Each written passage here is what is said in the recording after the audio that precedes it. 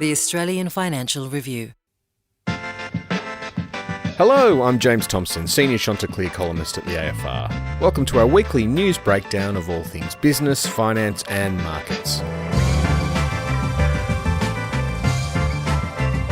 With me today, as always, is my Chanticleer colleague. He's more valuable than an office tower in Martin Place. It's Anthony McDonald. How are you, Anthony? I wish I was, James. Running at full occupancy, but no rental increases. Fantastic. This week we examine why housing is eating the economy, we try and decipher what the presidential debate means for investors, and we reveal why it's not all doom and gloom in the office property market. But first, Anthony, there was a bit of the old hatches, matches and dispatches about corporate Australia this week, as we said goodbye to a few high-profile CEOs and welcomed a new one.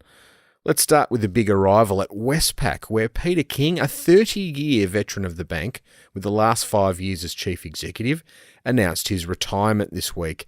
He'll be replaced by Anthony Miller, who's been at the bank for, I think, about 4 years, but before that enjoyed a long and very successful career as an investment banker. Anthony, what's Mr. Miller like? Well, Miller made it to the top of the mountain in investment banking globally, James. He made the Goldman Sachs partnership, and that's an achievement not to be understated. It means years and years of 100-hour weeks, working the internal politics, working the clients, and ultimately making hundreds of millions of dollars for the bank. And he did it for nearly 2 decades at Goldman Sachs in Sydney and Hong Kong, and he ran the financing group here, which did sort of off-Main Street financing transactions. Think like derivatives and highly structured deals for Australian and Asian clients, things like helping Origin Energy with its oil price exposure or Virgin Australia with its fuel price hedging. Right. You know, the sort of stuff that we'll never understand, and that's okay. So then he joined Deutsche Bank for a few years and ran Deutsche Bank here. But, I mean, we very much consider him the ex-Goldman Sachs guy. And he was a bit of a rock star in there. He drove a Holden and lived in the western suburbs, or now you'd call it the inner west because the inner west just keeps expanding. But which made him very unlike Goldman Sachs. The other up-and-comers were driving Porsches and buying flash houses in the eastern suburbs. But Anthony stuck true to himself out in the west. But, I mean, these guys that he used to, and girls, ladies that he used to work with, they remember him as much for the other stuff at Goldman Sachs. Like, while he had all these ideas that they couldn't understand, they remember him more for, like, you know, the stories around the office. He was a few years sort of further ahead in life in terms of having kids and getting married and all that sort of stuff than they were. And he'd often come to the office and bring stories of what it's like rearing kids and kids sport and all that sort of stuff. Right. But James, when we spoke to him, I think he described himself as a leader who's going to set goals and then back the team to achieve them. James, we also spoke to Peter King on the way out, and he told us he'd be up at his house on New South Wales' mid-north coast a bit more, playing golf and riding, which I think he meant bike riding, not horse riding. Yep. What did you make of his time at Westpac? Look, I mean, he was the accidental CEO. This is actually the second time Peter King's retired from Westpac because he announced his first retirement in September of 2019, and then a few months later, Westpac was embroiled in this scandal around how it was reporting to Austrac and how it had handled a bunch of payments through its system. That scandal eventually saw the CEO and the chairman exit, and Peter King was tapped on the shoulder and said, I know you're halfway out the door, Pete, but could you reconsider and come and run the bank for a while? So his was very much the turnaround job, and I think he's done a pretty good job of that. A lot of that turnaround has been cutting Westpac down to size, so he's sold a string of assets, including Westpac's BT funds management business, its general insurance business, its life insurance business, its asset finance business. So Westpac's a much more simpler organisation. And King, I reckon, Anthony's been a pretty thoughtful, forthright leader. He's a bit like Miller. They're not guys who sort of talk in fancy ways about the banking sector. They try and bring it all down to what are we doing for customers? How do we make this bank run more smoothly?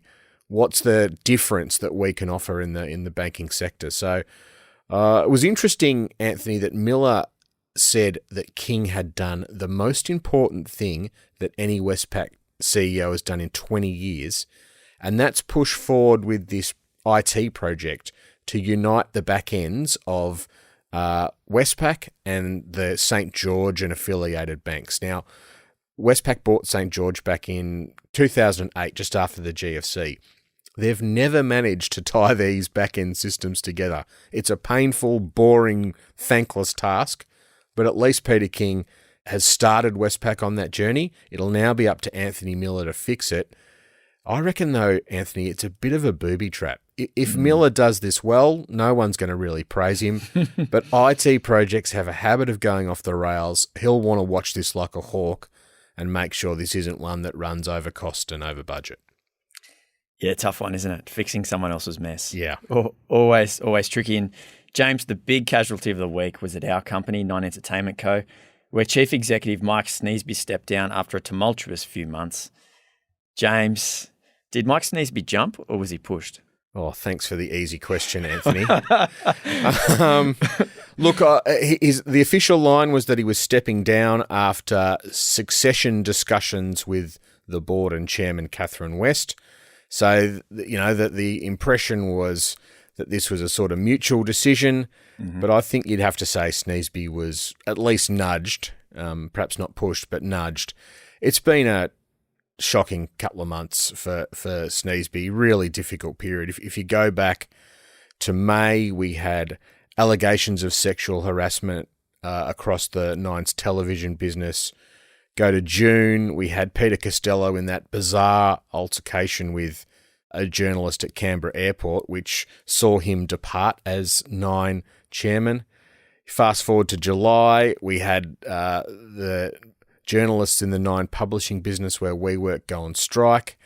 You did have the Olympics in that period, which Nine enjoyed some really strong ratings.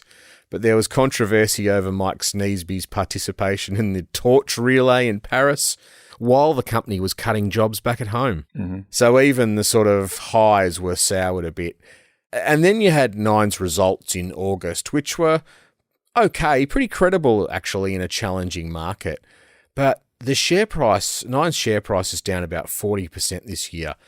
And from what we've heard from investors, the post-results roadshow where Mike Sneesby and Matt Stanton, the CFO, went out and faced investors was pretty torrid. Investors aren't pleased when you have that sort of share price performance, and I think that has sort of catalysed Sneesby's departure. So Stanton's in as the interim CEO. I think Catherine West, the chairman, will give him a bit of time to settle and run the business. The big contender that everybody's talking about as the potential next CEO is Amanda Lang, who used to work at Nine and has been in a top position at Foxtel for the last few years.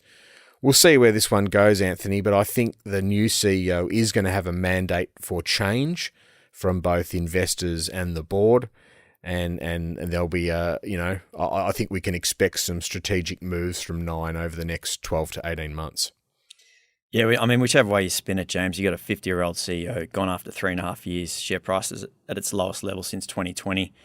Looks like a tenure cut short, doesn't it? It does. Yeah, that's right. Well, Anthony, let's move to our first topic. And this week, the good and the great of Australia's property sector gathered in Sydney for the AFR's annual 2-day property summit. On Monday, we attacked the residential market, and on Tuesday, it was all about the commercial market. Now, Anthony, I want to start quickly on day 2 because we had 2 of the hottest names in business on stage. Robin Cooter, who you'll remember sold his data centre business AirTrunk for a cool $24 billion a week and a half ago. And then we had Chris Tynan, who's the head of real estate for Blackstone, and he's the guy who bought AirTrunk. Now, did we learn anything new from this pair, Anthony?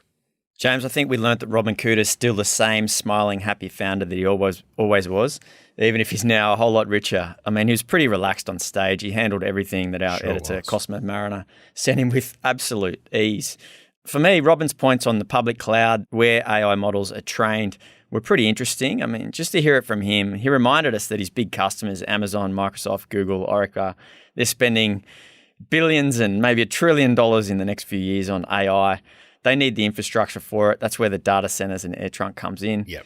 And he says that cloud adoption in Asia is still well behind North America and Europe. That's his runway for growth. And he said, 2/3 of the world's population is in Asia when you take in China and India. So it's huge growth basically. And then there's the AI training bit, which is done in the US now. So that's this, hugely computer power intensive training of these models. He says it's just a matter of time before it comes to Australia and Asia. And when it does, that's when the generative AI companies will be ordering, whole massive data centers on their own, just in another stratosphere altogether. And to hear him talk about that, I think that's the bit that I'd been missing, at least, as I thought about this story in the past few weeks. I mean, he clearly sees a huge runway for growth. I mean, we also learned there's a genuine affection between the people involved in this deal, Robin Kudo and Chris Tyne, and you could see it up there on stage. They genuinely like each other. That's very easy. Like, this is day one. Let's see whether it can stand the test of time. What did you learn from him, James? Well, look, I learned when he's not busy running Air Trunk, he likes investing in residential property. He's got a very high-end development in Manly that sounds like it's gone very well. He was pretty pleased with the success he's had, so just goes to show you, Anthony, doesn't matter how rich you are, everyone likes to play the property market in Australia. Let's stick, though, with commercial property for a minute longer. Now, the big story in commercial real estate, really globally, for the past 2 years has been all about office property. We're all working from home, and so occupancy levels in office properties around the world are down. We've seen a lot of pressure on valuations, and there's been this sort of sense from a lot of people that the market's stuffed and will never recover. But, Anthony, there was a really different story to be told on Tuesday at the Property Summit. There sure was, James, and it came from some heavyweight investors, like some people that we don't normally get to hear from, and your Brookfields, your Blackstones, your GIC. They're big, globally significant real estate investors. It's not just Australia's Charter Hall and Dexus telling us what they think. And for me, the standout was Brookfield's co-head of real estate, Ruben Kaneshmurthy, who said he's very bullish on premium offices, which are the ones in the nice part of town. In Sydney, that's from Martin Place down to Sydney Harbour, which sort of made our ears stand up straight away. And he said, look, Brookfield doesn't have a lot of these great offices here in Australia, and he wishes they had more. There's just not much more coming into the market, and that's because construction costs are so high. He said rents would have to increase 30 to 40% just to justify new developments. So if you've got an existing property, you're going to be getting rent increases just when this new building gets built and all the leases that are going to be signed in there, that just reprices it for everyone else. So it's good if you own one of these beautiful buildings. So that premium stuff, James, is getting more valuable. He said if any of the buildings do come to market, they'll be hot, they'll be keenly contested. The big dogs from the global real estate will turn up for them. But he said you're not going to see a lot of trades. He doesn't expect many of them there. So everything outside of that premium, though, James, it seems pretty friendless, doesn't it? It does. You can't get as many tenants. You can't get them to pay the big rent increases. They're not cheap enough to convert into something else. It's just too expensive with those construction costs. So, it was definitely like great education in office. Yeah, and a real two-tiered market, the haves and the have-nots. I asked all these guys the question of, surely someone wants to buy these cheap B grade and C grade buildings, and they'll do something different with them, or they'll just bargain hunt. The answer is no, don't want to touch them, don't want anything to do with them, because you're going to need to spend too much money to fix them up. The bank's not going to lend you the money because they don't want to be anywhere near these properties. And so you see this sort of vicious cycle of crappy property that can't be fixed up, the valuation keeps falling, and the banks want even less to do with it. So it's a fascinating market, but I think we heard several times the office is not dead. And, I rode on your beautiful Sydney Metro last week, and that's even, going to make these offices in the good spots even more valuable. Yeah, it was a great reminder. I mean, this is a cyclical game. You just said it, James. Like the cycle goes. It's hot, it's cold. These big investors, they ride it. They try and pick when to dip in and out, and there's always something else out there to invest in. Like if you're Blackstone, they've done logistics here. They've got Crown Resorts, so they're in the hotels. They've got Air Trunk now. They sort of try and get ahead of the hot money and then cycle back in when they can as well. Yeah. But James, let's turn to housing. And there was actually a bit of optimism from the building sector on Monday, as they all agreed that while we have a shocking housing crisis, at least governments of all levels have figured out that we need more supply to fix it. Did you come away feeling upbeat about the housing problem? No, I didn't. I've been a bit depressed this week. And the reason, I mean, I think we all know there's a housing crisis. It was the big topic of day one. Everybody from the new housing minister, Claire O'Neill, down acknowledged it.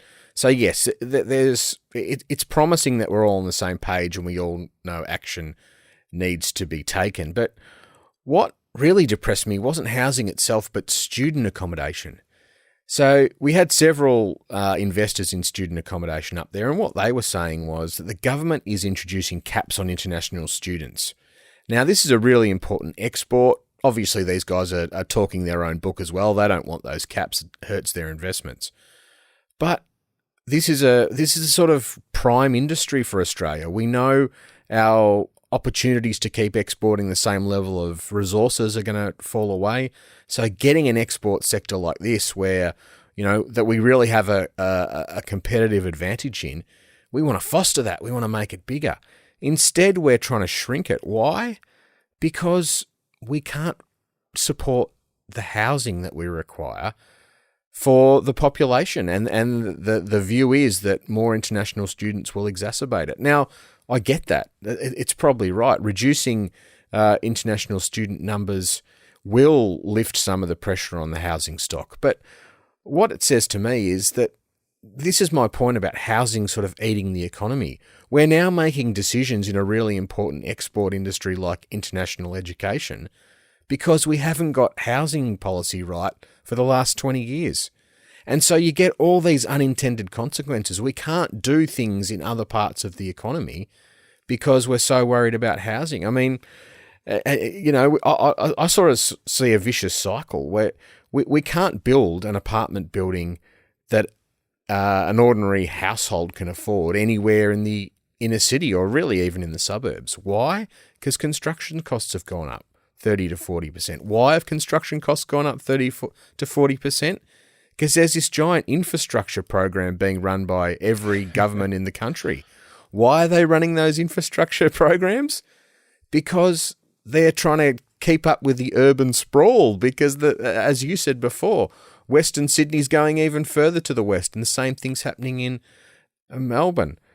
How do you pay for these infrastructure programs? Well, you pay for them with taxes, including stamp duty and property taxes, which make it even harder for people to afford houses. So, I don't know. I just think there's this, as I say, this vicious cycle that's sort of infecting all parts of the economy. And until we get on top of this problem, until we sort of get housing stabilised again, it's going to be harder to find the room to do other things in the economy that we need to do, like the energy transition and infrastructure and education.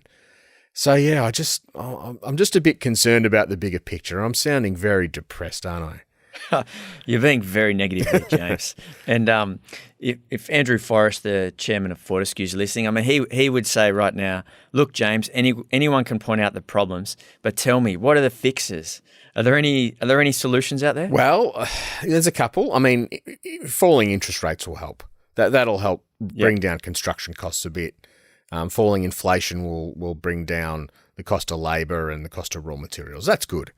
The New South Wales Productivity Commission was out this week saying one idea is to basically start trying to sequence infrastructure work. So pull the handbrake a bit, get the infrastructure pipeline spread out over a longer period, and that means that there's more workers to go into housing construction.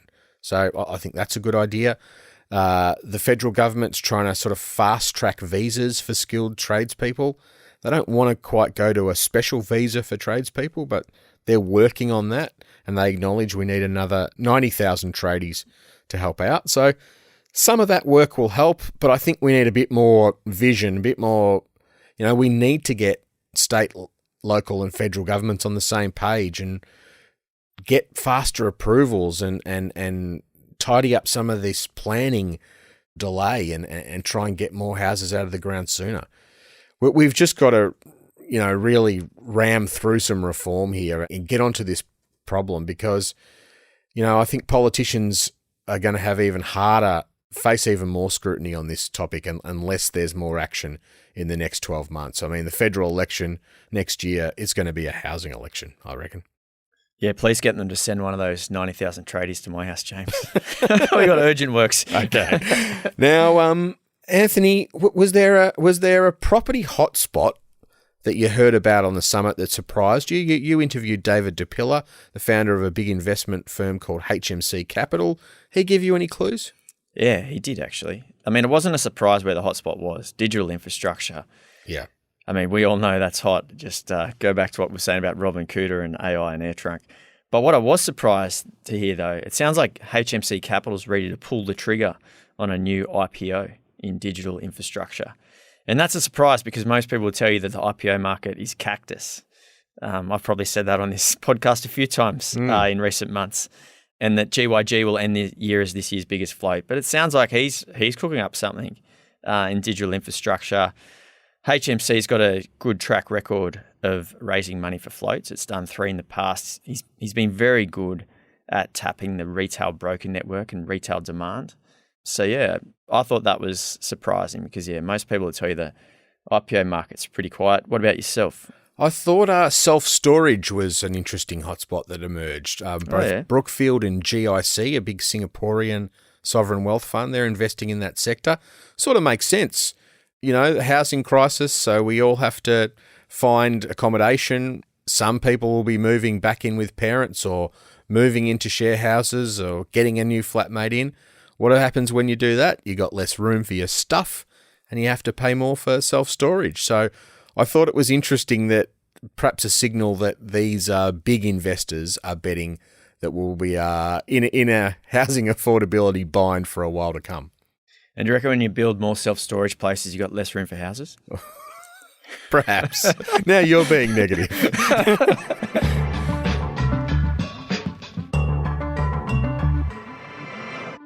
Okay, James, let's move to our second topic. And with a bit over 50 days until the US presidential election, things really kicked into gear this week with the first and perhaps only debate between Kamala Harris and Donald Trump.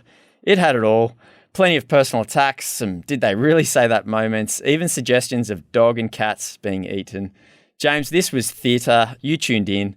Who took the victory? Kamala Harris took the victory. Yeah? She was super impressive. I can't remember being impressed by her in this way before. She was erudite. She was funny at times. She sort of had a great tactic of baiting Donald Trump and giving him just enough rope so he would make himself look a bit foolish. And geez, it worked. I mean, the whole thing about when he was suggesting Haitian refugees have been eating dogs and cats and pets, like she had the great response, which was to laugh at him. And, no one likes being laughed at. It's no fun. But geez, it was well planned. Now, I got to say, her strategy was very Trump focused. And so she didn't say much in the way about her economic policies, about really much of her policies at all. It was quite a clash of personalities, but I think most people have scored it in her favour. So, if you cast your mind back to the previous debate between Trump and Biden, that basically cooked Biden's goose. Oh, yeah. He was stuffed after that. But this debate has had a much different outcome. I think it's revived Harris's campaign and really given Trump something to think about. He sort of had the crazy old uncle vibe going on. Now, I don't know whether that affects his support. I think it appears that rusted on Trump supporters will remain rusted on Trump supporters, but it just adds, it just shows how close this race is. But Anthony, there wasn't much in the way of substance. Not a lot about the US budget deficit, not a lot about economic management, but were there any clues for investors?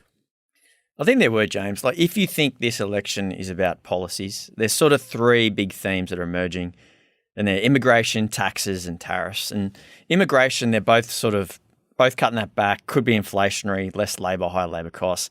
Taxes, they're both extending the old Trump tax cuts, also both inflationary sort of things, pretty populist stances. Yep. I mean, Harris is talking about raising the corporations tax to 28%, up from 21%, but that's kind of in line with what Biden was proposing to do anyway next year. She's talking about capital gains tax at 28%, not extending those Trump tax cuts to people that are on more than $400,000 a year. And also a tax on unrealized gains for people with more than $100 million in assets. I mean, that one could be a bit messy. I just don't know how they do it. Trump's gone not as hard on the corporate tax. He's talking about 15% corporate tax. So that's a significant drop. And then the tariffs of 20% on all imports except for China at 60%. And he also wants to extend those Trump tax cuts, the ones from 2017, to all people, including the high income earners. So basically, I think Harris is going after the top end of town more, as shown by the fact potential unrealized gains taxes, cutting the tax cuts for those on more than 400K. Trump, I mean, his point of difference is the tariffs. He could be giving tax cuts to Americans, but then putting tariffs on imports to try and sort of slow down those imports. And whether he can do that or not, how quickly he does it, I mean, is he really even serious about the 60% number on China? There's serious questions, and we're not really going to know the answer to them, James, because there's plenty of people out there that read The Art of the Deal, and Donald Trump makes it pretty clear you go in really heavy, right? Yeah, and then you got to be willing to chip away on what you initially say. So, but Anthony, let's just zoom out for a sec. So the Federal Reserve, the central bank in the US, is going to cut interest rates next week. We'll get to that in our looking ahead section. But both of the platforms, the economic platforms of Trump and Harris, are inflationary. Harris wants to spend a lot more money, $25,000 for people's deposits on houses, $50,000 if you start up a new business, $6,000 for everyone with a child. And then Trump is going to be inflationary because he's going to slice how much taxes coming in. And then whack these tariffs on everything that's imported into America, which will push those prices up. So if you're the Federal Reserve and everybody's anticipating that you're going to slash rates over the next 12 months, is there a possibility that the Fed goes, okay, we'll cut rates this time, but we better wait till after the election and see what we're actually dealing with? Absolutely. It seems to have the whole rate cuts story in doubt, right? Because everyone says, all right, 25 basis points or 50 basis points, and then just keep chipping away 25 basis points each meeting for the next 12 months or so. But if you've got all these inflationary, stimulatory sort of measures about to come in, surely that's going to change what the economy looks like. And we're hearing this more and more. And I think your mate Howard Marks was saying it last week, James. It's not an issue of who wins. I mean, the problem is if someone wins, it's all a bit of a circus. Yeah. There's inflationary policies. Will they follow through them? What does it mean for Fed rate cuts? If you're an investor, do you try and position? I mean, some people were talking about a Trump trade. Is the election now too close to call that you'd be really careful about doing that? I think so, James. What's your early prediction? Who do you think is going to win from here? Well, I reserve the right to change this prediction as the campaign winds on. But I think the momentum's with Harris. I think that the complicating factor is most observers don't think the Democrats can win the White House and the House and Congress, which will mean that it's a lot more difficult for Harris to push through her policy agenda. Maybe that's not a bad thing. Maybe, a divided White House and Congress would actually neuter the most extreme ideas of either side. But it feels like Harris is got the wind in her sails at the moment. What about you? I agree. There's a bit of momentum there. I mean, if I go back to my favourite state, Pennsylvania, where early voting actually starts on Monday, James. Wow. Believe it or not. If you look at the polls there, it's 48% each.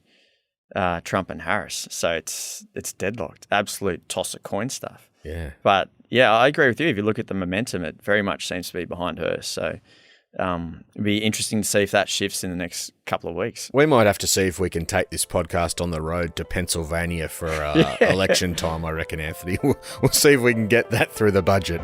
That'd be great. All right, well, we'll come back after the break. A really interesting question about a big week in lithium. Back in a sec.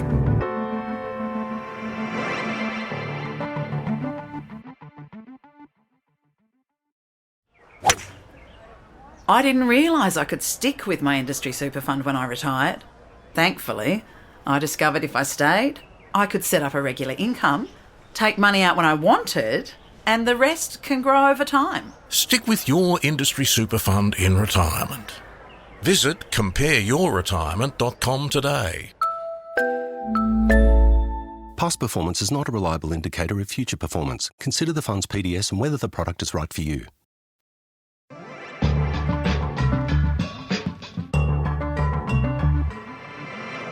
Well, welcome back. If you want to know more about what we're talking about today and a whole lot more, AFR subscribers can sign up to the Chanticleer newsletter at join.afr.com/Chanticleer. Every Saturday morning, the newsletter pulls together the best Chanticleer columns from the week and the best bits of this podcast and delivers them straight to your inbox. All right, Anthony, the AFR is climbing the mountain again with another summit, the Cyber Summit it's in Sydney next week. It should be interesting. Lots of big tech names. Yeah, it's heavy hitters, government ministers, CISOs, as they call them, or the cybersecurity officers at the banks and whatnot. We even got Qantas chairman John Mullen up late in the day. Now, the UK has their inflation numbers out, Anthony, but I know you were a little exercised about inflation in an important part of the economy, and that's in the hairdressing profession. Tell us about this. Yeah, there's a great story in the Australian newspaper Arrival on the front page the other day, and they went up to Logan, where Jim Chalmers is from, and his electress, and looked how much it costs, to get a haircut at the moment. Chalmers is paying $45 for a haircut, right? And I know he's not just a crew cut guy, but I thought that was pretty steep. And I thought, well, imagine if Jim Chalmers is walking in there with his two sons, and I'm not sure if Mrs. Chalmers and his daughter go there or somewhere else. It's a pretty hefty bill on the way out, isn't it? Yeah, yep. I admire your thinking about the amount of thinking you've done into the Chalmers follicle index there. And the most important moment of next week is going to be on Thursday morning our time, when we get a US, the Federal Reserve rate decision. The big debate here, Anthony, is whether they're going to cut 0.25% or 0.5%. We had some pretty benign inflation numbers during the week. What's your feeling? 0.25%. Don't think it's not emergency times, is it? Yeah, I'm with you. No, good call. All right, we love questions here at the Chanticleer podcast, and this week our question's from Lachlan. If you've got a question you want to send in, you can email us at chanticleer@afr.com. You can also send us a question in audio form. Just record a voice memo on your phone, include your name and where you're from, and email it to us. And that's exactly what Lachlan's done. Good morning, James, Anthony. Lachlan here from Duns Creek, big fan of the show. My question today is in regards to the recent announcement from Pilbara Minerals, dated the 15th of August 2024, and I quote, "Pilbara Minerals and Latin Resources are pleased to announce that they have entered into a binding scheme implementation agreement under which it is proposed that Pilbara Minerals will acquire 100% of the shares in Latin Resources." Now, I'm not upset about this because I observe the significant premium that I'll receive, noting the 10-day and 30-day volume-weighted average price that will be observed. So I was just hoping you could riff back and forth a little bit and provide some guidance on, do I just sit and wait and magically my Latin Resource shares one day will turn into Pilbara Minerals Resources shares, or do I need to be a bit more proactive through the process? Thanks, guys. Keep up the good work. Well, Lachlan, we wouldn't give you personal advice here on the Chanticleer podcast, so we won't tell you what to do with your Latin Resources shares, but Anthony, does look like this deal's going ahead. There's been no disruption or problems with it?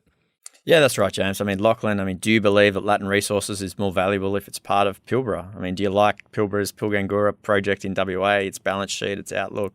Do you think Latin Resources can get its Brazilian project off the ground on its own? That's what it comes down to. You can either take your 20 cents today for Latin Resources shares, or you can roll into the bigger group. Make up your own mind. But yeah, big week for lithium, wasn't it, James? Amazing. We saw some lithium stocks up 13, 14, 15% in a day on Wednesday, after a rumour went around the world that a Chinese lithium mine was being shut down temporarily because lithium prices are so poor. Now, Anthony, this news was greeted gleefully by lithium investors because the lithium market's oversupplied. We need production to come out to improve prices, and that's what it looks like is happening. But you spoke to a big lithium boss this week who said, "Hey, don't get too excited. We're on a roller coaster here." Yeah, Ivan Vella at IGO.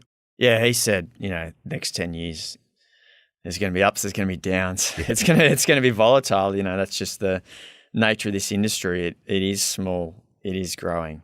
The way it's priced, we're not talking about an established trade like iron ore or met coal yet. It's going to take a while to get to that. So yeah, he says buckle up. It's going to be interesting. And the reason share prices jump around so much as well, James, is because there's quite a bit of short selling in these lithium stocks as well, including the aforementioned Pilbara Minerals. I think more than a fifth of its shares are in the hands of short sellers. And these short sellers, Anthony, we should say that they're betting that the share price is going to go down. Yeah, exactly. Yeah, and whenever you have that going on, it just makes stock jump around a lot more. You have people buying and selling on more than just sort of normal fundamentals. It's reacting to where they think the share price would go and trying to close out positions and a lot more sort of short-minded focused trades. Yeah. Fascinating time for the lithium sector. Well, Anthony, thanks for another big week. I expect you to be out on the weekend comparing prices at local barbers and getting us a full report on inflation in the hairdressing sector. Hopefully I don't have to pay $45, James. Good stuff. Thanks for listening. We'll see you next week. If you like the podcast and you want to hear more, consider sharing or giving the podcast a review, as it helps other listeners find us. And don't forget to follow wherever you get your podcasts. At the Financial Review, we investigate the big stories about markets, business and power. For more, go to afr.com and you can subscribe to the Financial Review, the daily habit of successful people, at afr.com/subscribe. Chanticleer was hosted by me, James Thompson, and Anthony McDonald, and it was produced by Alex Gow and Lap Fan. Our theme is by Alex Gow. The executive producer is Fiona Buffini.